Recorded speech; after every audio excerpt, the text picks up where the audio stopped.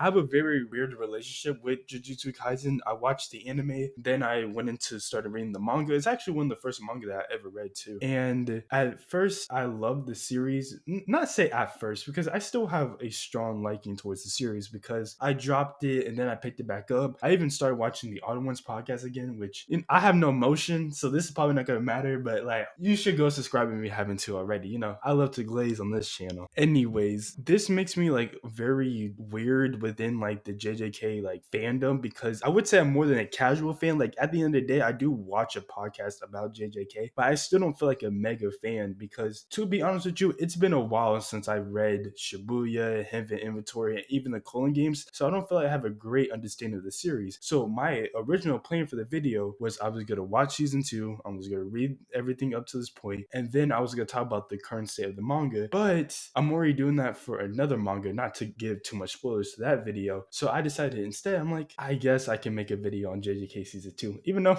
it's probably too late. Now I still plan to read everything up to its current point again, but instead of doing a video, I'm just gonna do it for me personally. You might see a JJK video on this channel again when the manga ends because I don't try to talk about the same series too many times unless like a concept comes up with JJK that I want to explore in a video. You're probably not gonna see one until like the manga ends. But with all that said, let's get into JJK season 2. Now I'm about to say something that is extremely obvious. JJK season 2 was massively popular. So you think with a very popular anime and me being an anime fan that I watched the series weekly, that I was part of the community, I was hyping it up, I was tweeting about every episode that came out, that I was like, Toji knows how to throw hands against adolescents for real, that I was just really deep within the community. Not gonna lie to you, I might have committed the biggest crime of being an anime fan. No lies, I did not watch JJK season 2 weekly. Yeah, before you niggas, start attacking me, before I get jumped, I originally planned to watch JJK season 2 weekly, but instead I came up with the idea for the video and I was like, it'd be better if I just binged it, which, it kind of made me sad because even though there was some dumb debates, it looked like the community had like an overall fun time week to week watching JJK videos, at least what I'd seen on like Twitter and TikTok.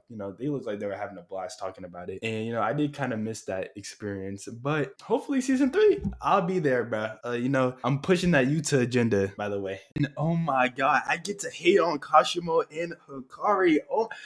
Oh my god, I'm so excited to hate on those niggas, bro. Anyways, I need to keep my hate in my heart for now, so let's move past that. Let's just get into season 2. I don't really have a direction for this video. I'm just gonna talk about things that I really like or found interesting about JJK season 2. And the first thing I want to talk about Geto, right? I don't really have a definitive like favorite characters list, which is very weird because every like anime and manga that I read or watch, I might not have a definitive like, okay, this is my favorite character, but I have like, okay, these are my favorite characters. But for JJK, I really don't have that. I really just like, I never really thought about, okay, who are like my favorite characters in JJK? And I'm probably gonna find that out once I read everything up to this point. And I just want to say, if I do make like my favorite characters list, I wouldn't be surprised if Geto showed up on that list because the inventory Geto moved me so much. I think his downfall is just so well done. Him going from sorcerers should be protecting non-sorcerers to fuck those monkeys. Very simple, but the execution is perfectly done. Like, I don't think there's a better job you could have done on Geto's character. His chat with Yuki is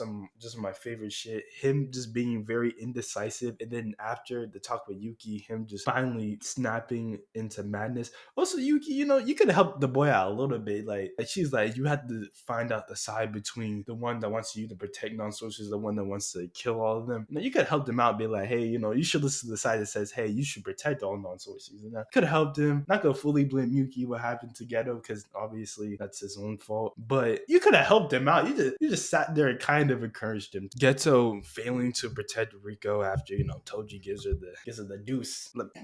Okay, that's unserious. That's so unserious. Why did I say it? Why did I say it like that? To talk about Amanda's death, Geto gets like pushed into this middling state because of it. And what I mean, middling state might not be the right word, but this statement between how he feels about non-sorcerers, how should sorcerers protect them or should they all die? And I was just wondering, like, why did her death basically push him towards his like conflict of ideals, anyways? And I was just thinking about it. I have like two things I was just thinking about that I just want to say. The first one is that Gojo, Geto, both very strong people, and basically Amana, even though she is a star plasma vessel, she is very weak, and it could be something like after Gojo dies temporarily from Toji and Geto realizes that, hey, me, Gojo, we had to risk our lives for this weak individual, and Gojo temporarily died for it. And I was thinking about that could be a way that he got pushed into that, but I was thinking, it's kind of shaky.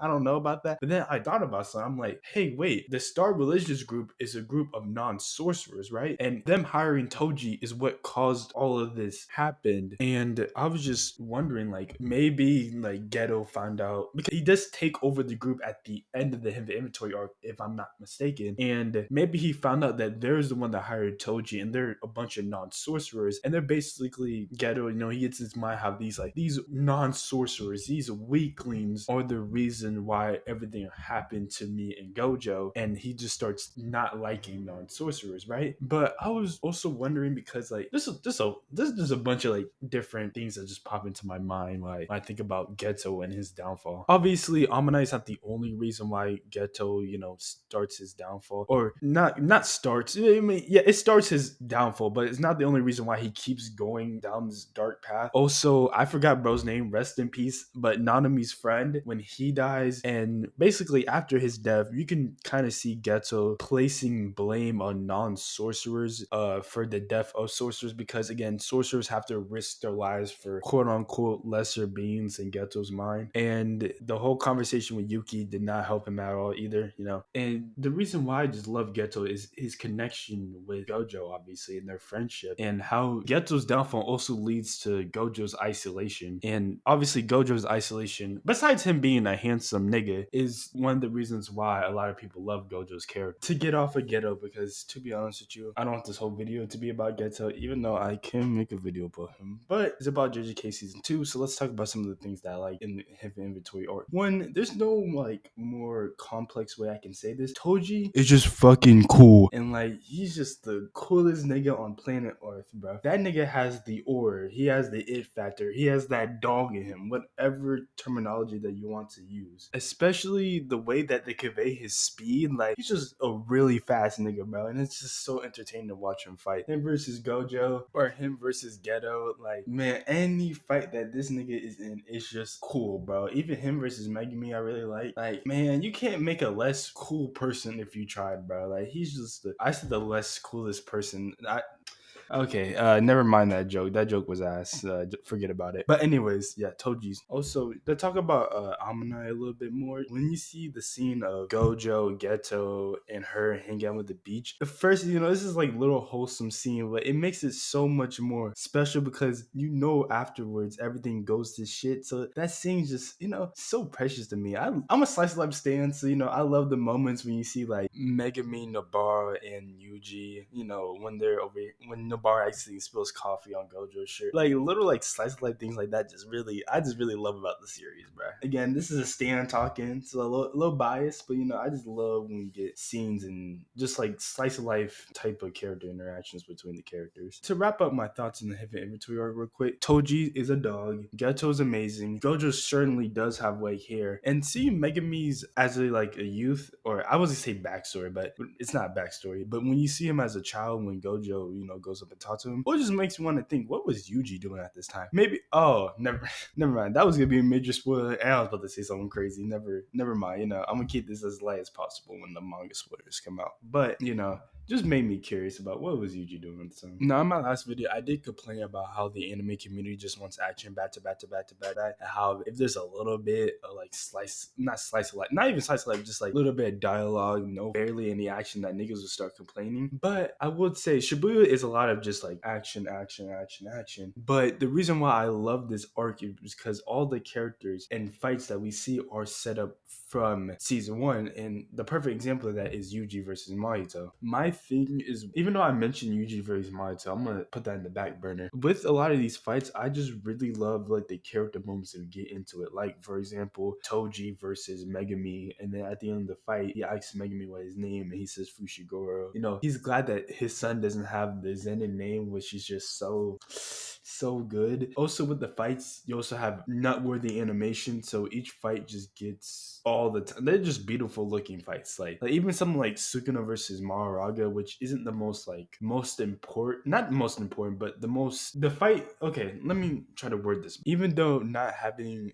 the most emotional character beats like other fights in Shibuya have, when you have pretty animation and aura on your side, you turn out to have a good fight. And speaking of emotional character beats, the most emotional fight within JJK, like it clears every other fight when it comes to the emotion that it's able to put out with the fight. Yuji versus the Grasshopper. Let's go. This fight, it was so sad seeing Grasshopper die. Like, I can't believe such a smart character got killed way too early on to the series. But anyways, we can get into like lesser fights than that. Like we can talk about Jogo versus Sukuna, which just has some of the craziest shit. Like, I just love Gojo's meteor attack. I just like meteor attacks, bro. Like a big ass rock crashing down. That shit is very cool to me. So seeing that was also cool. It was also nice seeing Sukuna acknowledge Gojo, not I would say Gojo, Jogo, and Jogo, starts tearing up over it. Since we're jumping to talking about fight to fight to fight, we obviously have to cover Yuji versus Chozo. And maybe I just misremember reading in the manga. When was Chozo this fucking cool, bro? And this nigga is just so cool, bro.